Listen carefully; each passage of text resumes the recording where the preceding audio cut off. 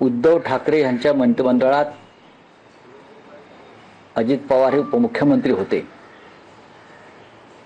आणि उद्धव ठाकरे मुख्यमंत्री असताना उद्धव ठाकरे यांचं म्हणणं होतं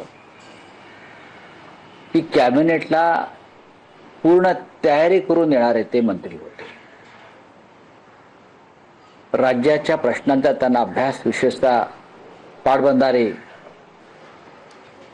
पाणी या संदर्भात त्यांचा अभ्यास पक्का होता. शैक्षणिक क्षेत्रात त्यांचं काम राहिलं. शरद पवारांनी त्यांना राजकारणात आणलं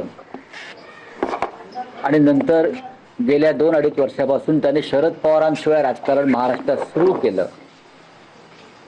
त्या राजकारणाचा असा अकाली अंत होईल असं कोणाच्या ध्यानी मनी नव्हतं.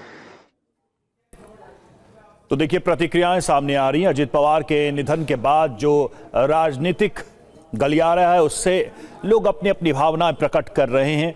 और थोड़ी देर पहले महाराष्ट्र के पूर्व मुख्यमंत्री से भी हमने बात की और उन्होंने कहा कि एक व्यक्ति के तौर पर एक अच्छे मित्र रहे, एक लंबा साथ रहा है, लेकिन उनका अचानक जाना उनके लिए बहुत ही व्यक्तिगत क्षति है, बहुत ही बड़ा शौक है।